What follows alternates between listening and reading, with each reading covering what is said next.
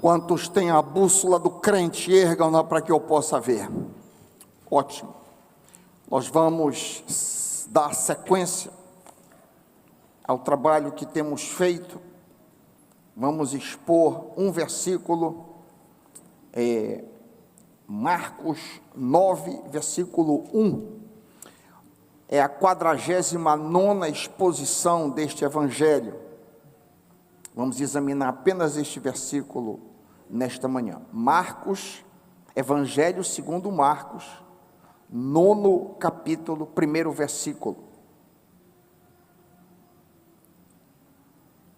Dizia-lhes ainda: em verdade vos afirmo que, dos que aqui se encontram, alguns há que, de maneira nenhuma, passarão pela morte, até que vejam ter chegado com poder o reino de Deus.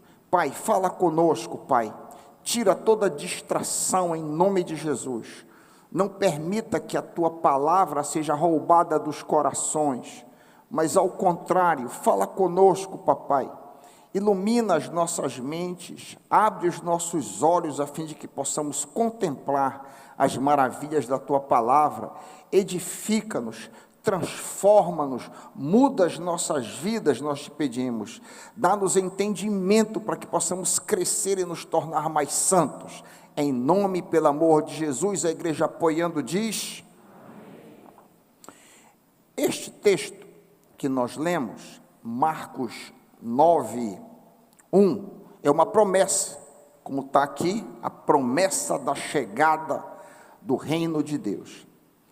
Esta promessa foi feita a um grupo de pessoas, a uma multidão, que estava diante de Jesus mais de 2000 anos atrás. O que Jesus quis dizer quando afirmou que alguns daqueles que estavam diante dele não morreriam até que chegasse o reino dos céus? O que Jesus tinha em mente? Existem várias interpretações para esse texto. Os teólogos debatem, uns acham que se refere a isso, outros se referem àquilo. A melhor interpretação para este texto é que a chegada do reino de Deus aconteceu quando do Pentecoste. Inicialmente o reino de Deus foi estabelecido quando o Pentecostes aconteceu. É bom termos em mente que Deus está falando com uma grande multidão.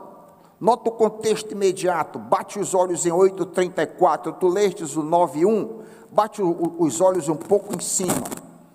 Então, convocando a multidão, juntamente com seus discípulos, para ir. Descobrimos que Jesus está cercado de muita gente. Tem muita gente olhando para Jesus quando ele faz esta promessa. E essa promessa, como eu acabei de dizer, é inaugurada no Pentecostes. Preste atenção em uma coisa: a igreja é o reino de Deus em miniatura. Jesus disse que o reino de Deus iria chegar, e a igreja do Senhor, não a parede física, os crentes, os salvos, a igreja é o reino de Deus em miniatura. O reino de Deus é a mesma coisa que governo de Deus. A igreja é constituída por pessoas onde Deus governa, que Deus reina, que Deus manda. A igreja é a somatória de indivíduos cujos corações são possuídos por Jesus. O reino de Deus é Deus governando no coração dos crentes. Isso é o reino de Deus. Eu estou tentando explicar várias vezes, porque às vezes a gente não entende bem, ouve muito falar sobre o reino de Deus. Então, o reino de Deus hoje é o governo de Cristo no coração dos crentes. Deus reina em toda pessoa que Ele governa. Os judeus esperavam o estabelecimento do reino de Deus através da expulsão dos romanos e restauração da grandeza de Israel. Ou seja, aquela multidão de pessoas que estava diante de Jesus, os discípulos e a multidão, e pensavam que o reino de Deus seria a restauração da grandeza de Israel nos moldes do rei Davi e Salomão. É interessante que esse pensamento é tão forte na psique judaica, que até mesmo depois da morte e ressurreição de Jesus, o mesmo pensamento permanece. Deixa um dedo aí em Marcos e avança para Atos 1, 3 a 8. Tu vais ver que essa forma de pensar está arraigada no coração do judeu. Atos, capítulo 1, versículos 3 a 8. Depois do seu sofrimento, Jesus apresentou-se a eles e deu-lhes muitas provas indiscutíveis que estava vivo. Apareceu-lhes por um período de 40 dias, falando-lhes acerca do reino de Deus. Está aqui. Certa ocasião, enquanto comia com eles, deu-lhes esta ordem: não saiam de Jerusalém, mas esperem pela promessa do meu Pai, da qual lhes falei. Pois João batizou com água, mas dentro de poucos dias vocês serão batizados com o Espírito Santo. Então, os que estavam reunidos lhe perguntaram, olha aqui: Senhor, é nesse tempo que tu vais restaurar o reino a Israel? Está vendo como eles esperavam um reino físico? Jesus lhe respondeu: não lhes compete saber os tempos ou as datas que o Pai estabeleceu pela sua própria autoridade, mas vocês receberão poder quando o Espírito Santo descer sobre vocês, e serão minhas testemunhas em Jerusalém, em toda a Judéia e Samaria e até aos confins da terra. Resumindo, os judeus esperavam um reino físico, mas o reino de Deus inicialmente é apenas espiritual. Hoje, Jesus reina nos corações dos cristãos, mas quando ele voltar, Jesus vai reinar fisicamente sobre esse mundo, com a capital em Jerusalém. O texto de Atos diz que da mesma maneira como ele subiu, ele vai descer, vai tocar no mesmo ponto de onde ele subiu na Galileia, e vai reinar fisicamente a partir de Jerusalém. Ele reinará ali 1000 anos, é o chamado milênio. Mas por enquanto, Jesus reina apenas no coração daqueles que o aceitam como Senhor e Salvador. Essa promessa aqui, Marcos 9:1, a promessa que nós lemos, é a sequência do diálogo que inicia em Marcos 8:27, onde a identidade de Jesus é revelada a Pedro. Nunca é demais lembrar que a Bíblia não tinha essas divisões. Quando a Bíblia foi escrita, ela não tinha essas divisões. Então, a gente tem a impressão, quando a gente lê 9:1, a gente tem a impressão que é um outro evento. Mas a Bíblia era um livro escrito continuamente, sem divisões de capítulo ou versículos, como temos hoje. A divisão de capítulos, a divisão maior, foi feita por Stephen Lanson, professor da Universidade de Paris, em 1227. A Bíblia inglesa, de Wycliffe, foi a primeira Bíblia do mundo a usar essa divisão maior em capítulos, em 1382. O Antigo Testamento, posteriormente, foi dividido em versículos, que é uma divisão ainda menor, pelo rabino judeu Natan, em 1448. Posteriormente, Roberto Stephanus, o impressor francês, dividiu em versículos o Novo Testamento, em 1555. Desde então, a Bíblia de Genebra, a primeira a usar essas divisões que nós temos hoje, capítulos e versículos, foi publicada em 1560, e as nossas Bíblias todas seguem essa divisão. Mas não há nada de sagrado nessas divisões, não. A minha Bíblia é uma Bíblia antiga, isso é interessante. A minha Bíblia é uma Bíblia um tanto antiga, e o capítulo 9 está dividido por um parágrafo. Em cima está escrito a transfiguração, mas eu notei algumas Bíblias modernas, é possível que a sua esteja assim, o 9:1 está ligado com a sequência de cima, tem um parágrafo aberto, e aí o 9:2 inicia uma outra sessão, muito mais perfeita.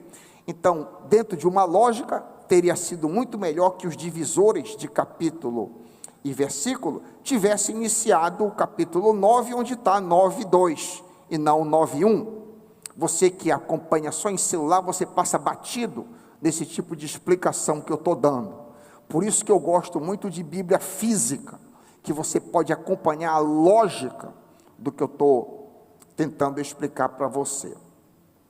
Enfim, a promessa que nós lemos em 9:1 é o fim do diálogo da pergunta sobre a identidade de Jesus. Esse bloco, ele começa no versículo 27, lá em cima, e ele desce até 9:1, 8:27 até 9:1, isso é um bloco de diálogo só. Neste momento inicial desse diálogo, é feita a pergunta: quem o povão diz que eu sou? Alguns dizem que tu és Elias, João Batista, Jeremias, Isaías, etc. E vocês? Jesus pergunta para eles: quem vocês dizem que eu sou?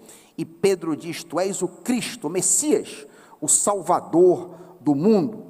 Jesus diz para ele que esta informação não deveria ser pública ainda, porque ele ainda teria que sofrer muitas coisas, ser rejeitado, ser morto, e depois de 3 dias seria ressuscitado. O apóstolo Pedro, bem intencionado, diz: não faz isso, não faz tal coisa contigo. Jesus repreende a Pedro e diz que não apenas ele, Jesus, mas que todos que desejassem ser seus discípulos deveriam morrer para si mesmos, morrer para seus planos, morrer para seus sonhos, morrer para seus desejos, pois só assim poderiam entrar no reino de Deus. Onde é que está escrito isso, pastor? No contexto, olha comigo, 34 a 37, Marcos 34 a 37, se alguém quiser ser meu discípulo, negue-se a si mesmo, tome a sua cruz e siga-me, pois quem quiser salvar a sua vida, a perderá, mas quem perder a vida por minha causa e pelo evangelho, a salvará. Pois do que adianta o homem ganhar o mundo inteiro e perder a sua alma? O que o homem poderia dar em troca de sua alma? Noutras palavras, somente quem vive para Deus e não para si mesmo é que entrará no reino dos céus. Somente quem vive para Deus, para a glória de Deus, e não para si mesmo, entrará no reino dos céus. A vida eterna é alcançada pela negação diária de nossa própria vontade, para que possamos fazer a vontade de Deus. Mas Cristo ainda tem mais a dizer. Qualquer pessoa que ouvir a minha palavra, o evangelho, disse ele, e se envergonhar do evangelho e de mim rejeitar meus ensinos, eu também me envergonharei dele. Olha na sequência, 8:38, acompanha comigo, 38, se alguém se envergonhar de mim e das minhas palavras nesta geração adúltera e pecadora, o Filho do Homem se envergonhará dele quando vier na glória de seu Pai. Quem rejeita Cristo neste mundo, será rejeitado por Cristo no mundo futuro. Por outro lado, quem se compromete com Cristo neste mundo, Jesus se comprometerá com ele no próximo mundo. Mateus 10:32, se alguém me reconhecer diante de todos como seu Senhor, eu também o reconhecerei como meu diante do meu Pai. As multidões que ouviram essas ameaças dos lábios de Jesus, podem ter pensado: quem esse cara pensa que ele é? Lembra que eu falei que havia uma grande multidão, os discípulos e um bloco enorme de pessoas? Quando Jesus fez tamanha ameaça, quem se envergonha de mim, quem me rejeita será rejeitado, é muito provável que as pessoas, o povão lá, que principalmente que estava atrás de comer pão, quem esse camarada está pensando que é? A resposta para esta suposição aqui é 9:1 que nós lemos nessa manhã. Em verdade eu vos digo que dos que aqui se encontram, de vocês, alguns há que de maneira nenhuma passarão pela morte, até ver chegado o reino de Deus. Nós já dissemos que essas palavras se cumprem no Pentecostes. Todavia Jesus deu uma amostra de quem ele era. Quem esse cara pensa que é? Jesus resolveu dar uma amostra para um grupo seleto, e pregou uma liderança seleta alguns dias depois, e mostrou quem ele era, rasgando a sua carne diante deles, como está escrito na sequência, Marcos 9, 2-9, acompanha comigo, o que Jesus faz, quem ele é. 6 dias depois, Jesus tomou consigo Pedro, Tiago e João, e os levou a um alto monte, onde ficaram a sós. Ali ele foi transfigurado diante deles, suas roupas se tornaram brancas, de um branco resplandecente, como nenhum lavadeiro no mundo seria capaz de branqueá-las, e apareceram diante deles Elias e Moisés, os quais conversavam com Jesus. Então Pedro disse: mestre, é bom estarmos aqui, façamos 3 tendas, uma para ti, outra para Moisés, outra para Elias. Ele não sabia o que dizer, pois estavam apavorados. A seguir apareceu uma nuvem e os envolveu, e dela saiu uma voz que disse: esse é meu filho amado, ouçam-no. Repentinamente, quando olharam ao redor, não viram mais ninguém a não ser Jesus. Enquanto desciam do monte, Jesus lhes ordenou que não contasse a ninguém o que tinham visto, até que o Filho do Homem tivesse ressuscitado dentre os mortos. Essa aqui é a célebre cena da transfiguração, que nós vamos analisar detalhadamente na próxima exposição, na 50ª exposição. Mas no Pentecoste, o Rei Jesus se apresenta como Salvador através do Espírito Santo. O relato do cumprimento dessa promessa, que está escrita aqui, 9:1, está em Atos 1-12. Acompanha comigo o cumprimento da promessa que Jesus fez. Atos, capítulo 1, capítulo 2.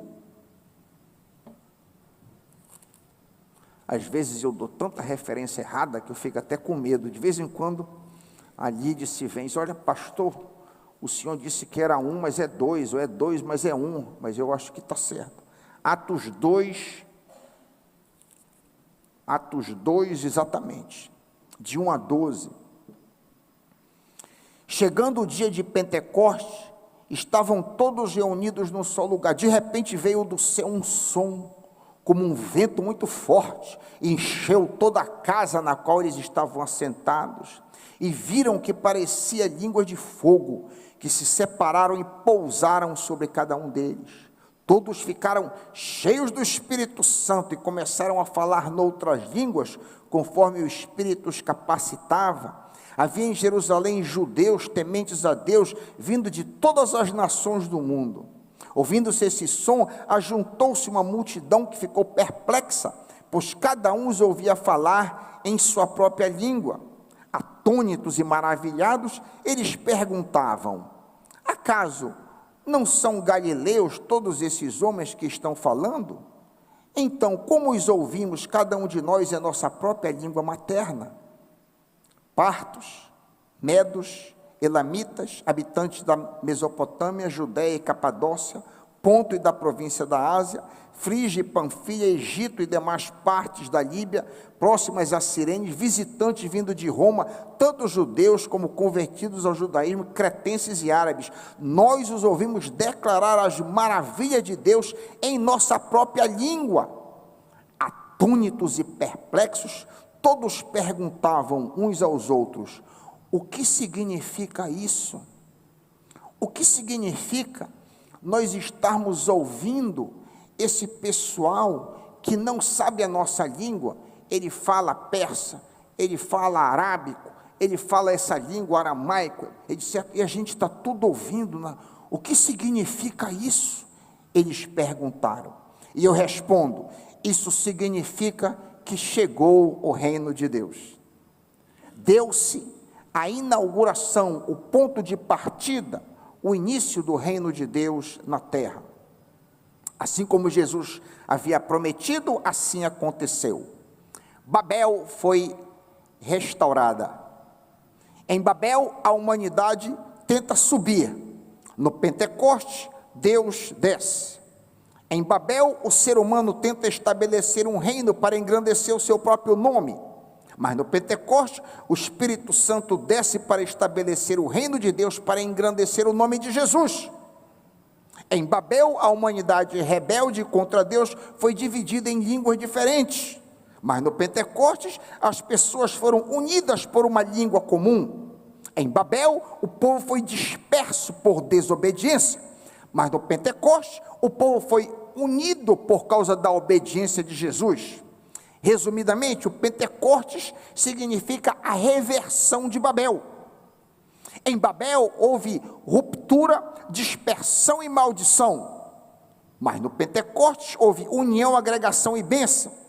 No Pentecostes, a barreira idiomática foi quebrada, simbolizando a abertura de nova oportunidade de reconciliação com Deus através do Rei Jesus. A pergunta importante nesta manhã, para mim e para você, já que o reino de Deus foi inaugurado há mais de 2000 anos atrás, como eu posso fazer parte deste reino que foi inaugurado no Pentecostes? Como que eu posso fazer parte? Eu posso ter certeza que eu sou parte deste reino? A resposta para essa pergunta está em Atos 2,38. Lembram da reação deles? Quando Pedro pregou isso: meus irmãos, o que faremos nós? Pedro diz: vocês mataram o Rei da Glória, vocês crucificaram por mãos de iníquos o justo e santo Jesus. E eles, muitos deles, com certeza haviam gritado: crucifica, crucifica. E agora, diante daqueles, o que nós vamos fazer agora, meus irmãos? Diante disso, está aqui a resposta. 2,38, Atos 2,38, arrependam-se, e cada um de vocês seja batizado em nome de Jesus Cristo para perdão, e receberão o dom do Espírito Santo. Uma passagem paralela, muito interessante, que é um pouco mais completa, com relação ao arrependimento, que tem a ver com a entrada nesse reino, está em Atos 20, 21, é o texto clássico, que fala sobre a entrada inicial deste reino. Se você não tem marcado aí na tua Bíblia, marque esse texto, um texto muito precioso, Atos 20, 21, marca na tua Bíblia. Em Atos 20, 21, lemos que a entrada para o reino de Deus se dá pelo arrependimento para com Deus e fé em nosso Senhor Jesus Cristo. Você que está aqui, já se arrependeu de viver para si mesmo e se voltou para viver para Deus? Arrependimento aqui significa meia volta.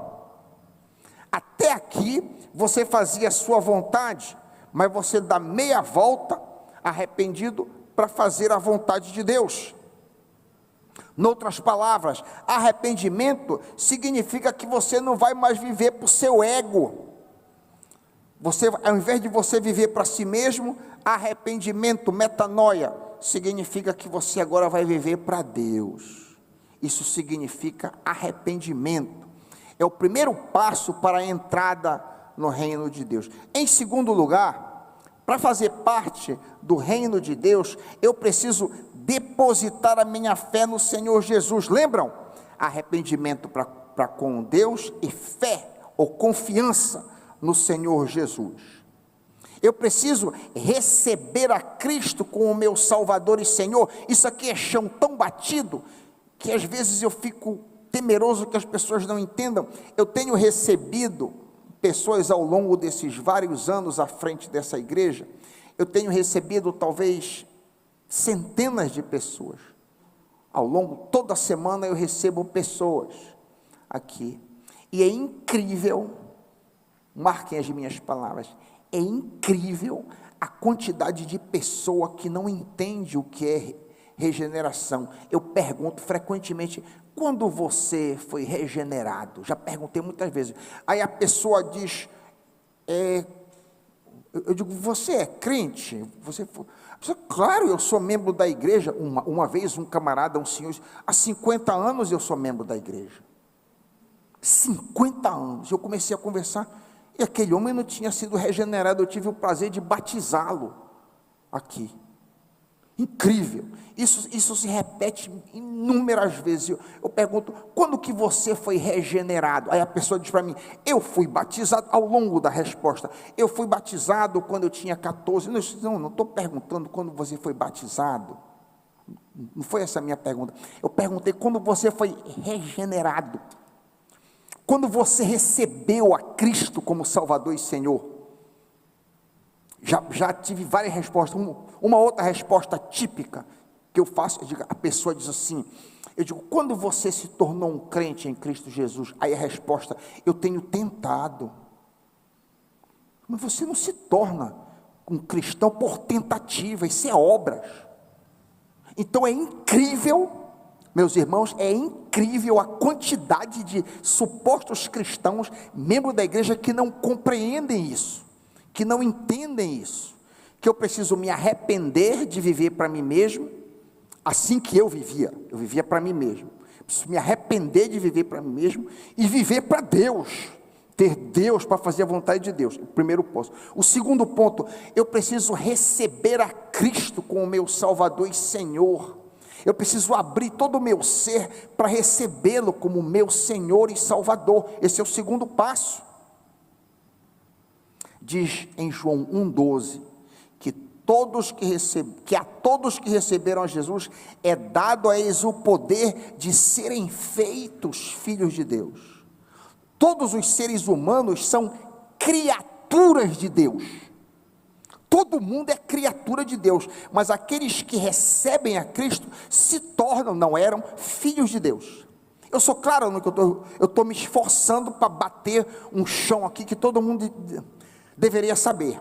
Quando eu recebo a Cristo, eu passo a ser filho de Deus.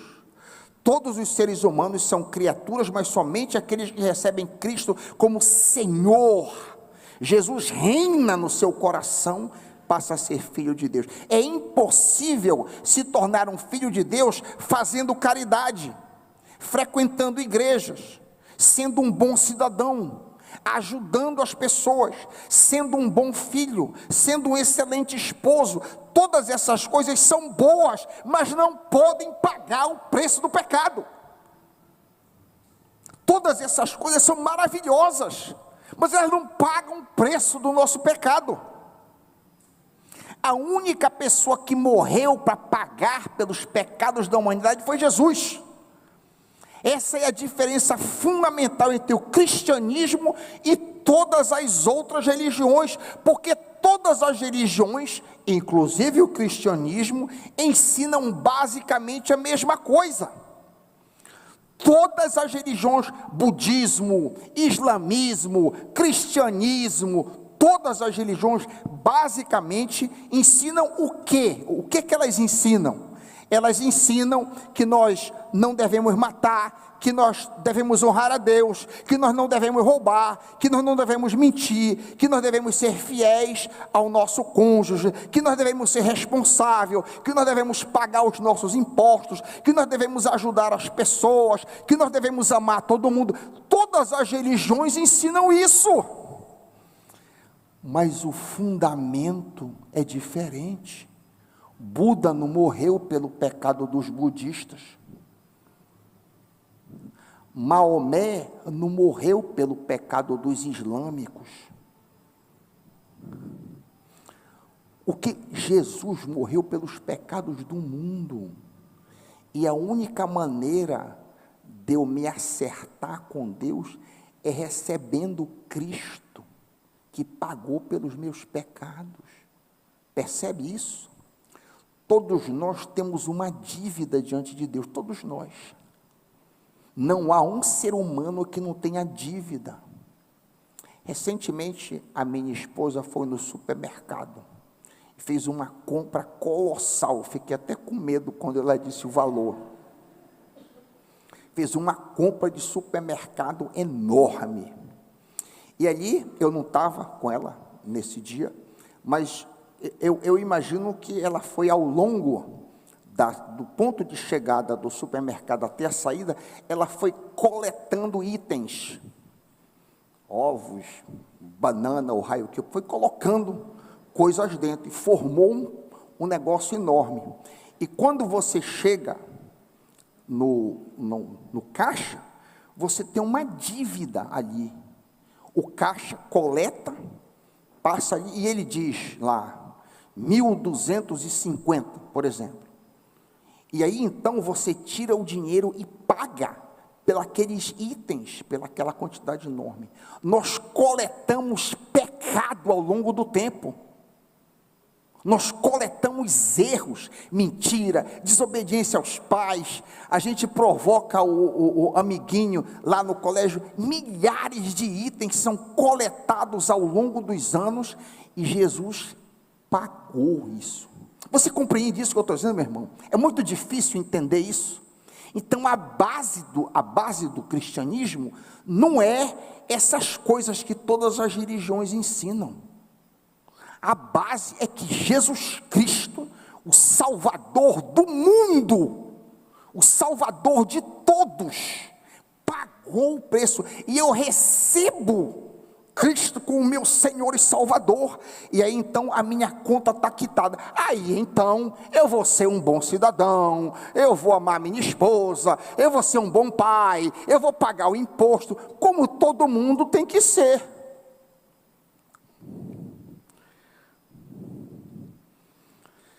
Todas essas coisas importantes, ajudar a pessoa, ser bonzinho e tal, nos fazem bons cidadãos aqui na terra, mas não nos qualificam para o reino de Deus. O problema entre Deus e nós é o pecado. Esse é o problema grande entre nós e Deus.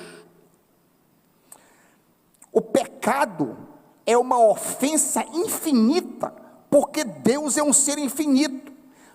Por causa disso, um outro ser infinito tinha que pagar uma recompensa infinita. Então Deus teve que vir aqui. 3 horas na cruz. Mas pastor, Jesus não passou só 3 horas pagando, mas 1 segundo é infinito, porque Jesus era infinito. Por isso que ele pagou infinitamente os pecados da raça humana. Não existe comparação entre Jesus e Buda, por exemplo. Jesus e Confúcio. Não confunda cristianismo com religião. Não confunda, não atrapalhe a sua mente comparando. Jesus fez uma coisa única. Então eu me arrependo dos meus pecados, eu me arrependo de viver para mim mesmo, e eu recebo, eu sou feito filho de Deus. A Bíblia diz que nós somos transportados, isso aqui é místico, nós somos transportados das trevas para a sua maravilhosa luz. Isso é no mundo espiritual. Esse é o segundo ponto que acontece para que a gente entre nesse reino. Em terceiro lugar, para fazer parte do reino de Deus, eu preciso daí em diante obedecer aos comandos de Jesus. Jesus deixou 2 grandes comandos, ou 2 grandes ordenanças: o batismo e a ceia do Senhor. No batismo eu testifico que eu morri e fui sepultado com Jesus para esse mundo e ressuscitei para viver com Ele. É o que está escrito em Romanos 6, 3 a 4. Romanos 6, 3 a 4. Quando eu coloco alguém na água, e a gente vai fazer isso aí domingo à noite, não esse domingo agora, esse próximo domingo, essa pessoa está dizendo, está testemunhando para vocês aqui, e está testemunhando diante da corte celeste. Os anjos e todos os demônios estão olhando, e você está dizendo com esse ato, que você está morrendo para eles, e você vai sair para viver para Deus, para a glória de Cristo. Vocês não sabem que todos que foram batizados em Cristo, foram batizados na sua morte? Romanos 6, 3 e 4. Portanto, nós fomos sepultados com Ele na morte pelo batismo, a fim de que, assim como Cristo foi ressuscitado dos mortos, assim também nós vivamos uma vida nova. Se você foi batizado e a sua vida é a mesma, o seu batismo não valeu de nada. Se você foi batizado e você continua cometendo os mesmos pecados, você está no mesmo ciclo, você está na mesma miséria, isso aqui foi um banho de tanque que você tomou. É o que diz o texto, a fim de que nós vivamos uma vida nova.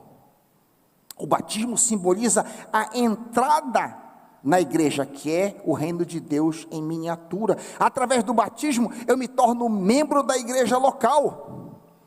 Se você diz crente não foi batizado, qual a razão da desobediência? Não existem crentes desigrejados no Novo Testamento. Não existe crente desigrejado, isso é uma coisa moderna. Não existe no Novo Testamento frequentadores.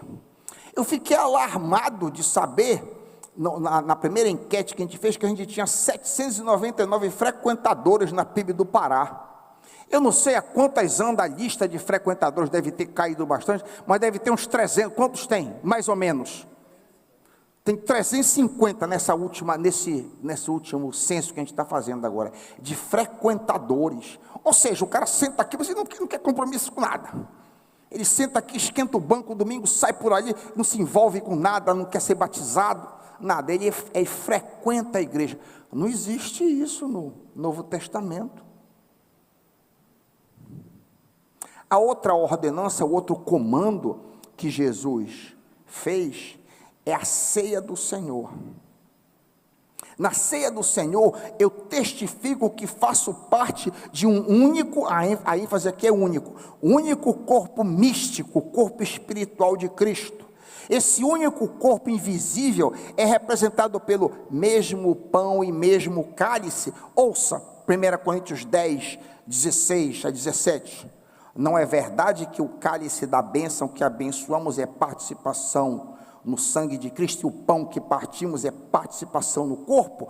Por haver um único pão, nós que somos muitos, somos um só corpo, pois todos participamos de um único pão.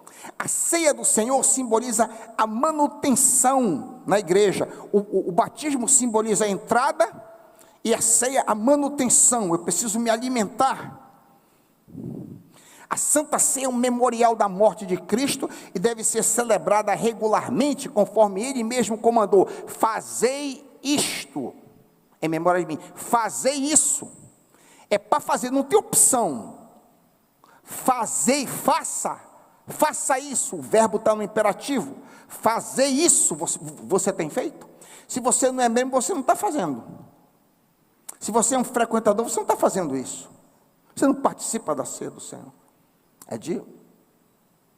Fica a interrogação, será que você é parte do reino de Deus?